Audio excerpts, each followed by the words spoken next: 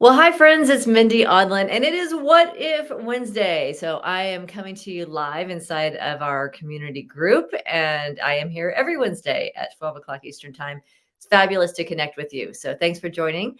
I love being in here live with you so that we can interact. You can share what you're working on. Let me know you're here. Say hello in the comments, and let's step into some possibilities together. So today I was thinking about a coaching call that I had years ago with a woman who, when I asked, of course, the question we always ask in coaching is, what do you want?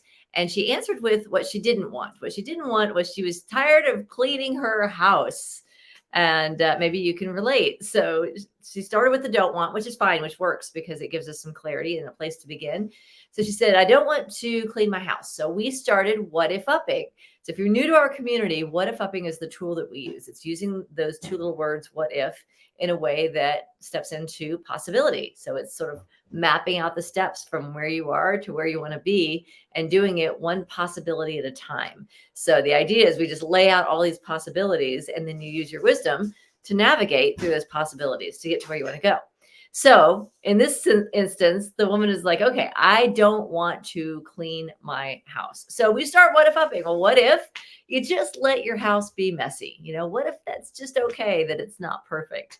And she's like, no, no, no, no, no. I really love having a clean home. She's like, it just feels so good. I love the way my house feels when it's clean. So like, okay, so that was like a dead end. Like that what if was a dead end.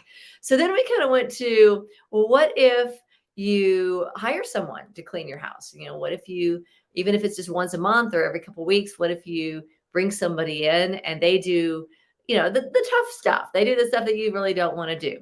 And again, she was like, no, no, no, no, no. I don't want someone else in my space. I don't want someone else cleaning my home. It's my home. And I like the way it feels when I like to be the one who does it. And so what we actually came to is, after doing a lot of possibility sharing and hitting a dead end and a dead end and a dead end, what we came back to is, what if you actually enjoy cleaning your house? And what if you just didn't know it? And it was this big aha awakening type of moment where she realized that she loves having a clean house. She loves being the one who creates that clean house. And therefore, what if she actually could enjoy cleaning her house? What if it isn't actually something that she doesn't want to do? It was just creating that inner shift, creating that inner paradigm shift around something that most people would say, I don't want to do that. That is the fastest path to transformation, by the way. What if the things that we say we don't want, or the things that are frustrating, or the things that are driving us crazy? What if the place to begin in all of our creative endeavors is to create some internal shifts so that we can change the way we look at it, change the way we approach it? And sure, maybe she still from time to time wants to bring someone in to do the rough things that she doesn't want to do or that she's not physically capable of doing. But there was a big shift in terms of, this is something I hate doing. I don't ever want to do it, and I have to do it all the time. You feel the energy of that versus stepping into, you know what? I like this. I remember once I was I was driving with two women that I had just met, and they were talking about going to India. They had just been to India and they'd been to this ashram and they had this amazing spiritual experience and they were sharing it with me. And they said one of the things that they did every day at the ashram was, they would meditate a lot, they prayed a lot. But they would also like scrub the floors, they would clean, like that was part of their ashram experience. And in my head, I'm thinking, I can do that at home.